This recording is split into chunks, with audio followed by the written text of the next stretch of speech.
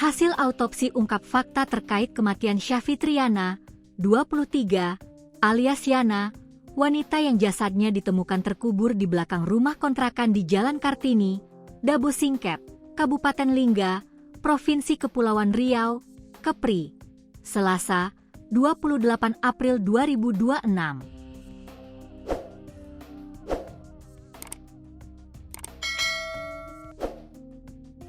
Autopsi sebelumnya dilakukan oleh tim Bidokes Polda Kepri di tempat pemakaman umum, TPU, Telek, Kecamatan Singkep, Kamis, 30 April 2026, malam, sekira pukul 19.40 waktu Indonesia Barat. Pemeriksaan dilakukan langsung di lokasi pemakaman, karena keterbatasan fasilitas di RSUD setempat, sekaligus mempertimbangkan dampak yang mungkin ditimbulkan jika proses dipindahkan. Di bawah tenda yang menutup ruang tunggu TPU, tim forensik bekerja secara intensif dengan pengamanan ketat aparat kepolisian. Area sekitar dipasangi garis polisi untuk membatasi akses warga yang sejak sore telah memadati lokasi. Kedatangan tim forensik tersebut menjadi momen penting dalam penanganan kasus yang sempat menggegerkan warga Dabo Singkep.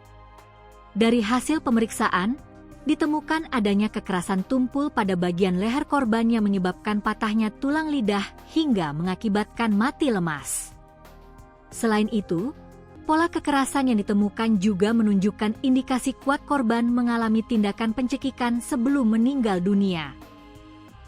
Kapolres Lingga, AKBP Pahala Martuana Baban, mengungkapkan kematian korban diduga kuat akibat kekerasan pada bagian leher yang menyebabkan korban kehabisan napas.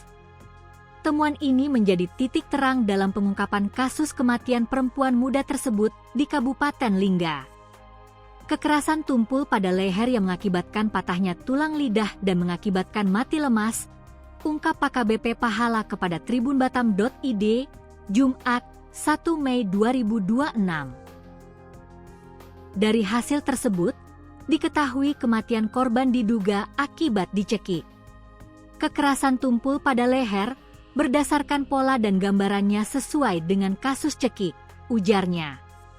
Sebelumnya, polisi memastikan identitas korban adalah Syafitriana.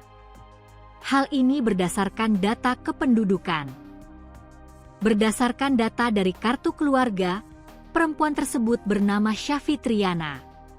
Namun, di tatonya tertulis Diana, dan itu adalah orang yang sama, ujar Nababan. Dengan terungkapnya hasil autopsi tersebut, kasus kematian Syafitriana kini semakin mengarah pada dugaan tindak pidana. Pihak kepolisian pun terus melakukan penyidikan lebih lanjut untuk mengungkap pelaku dan motif di balik peristiwa tragis tersebut.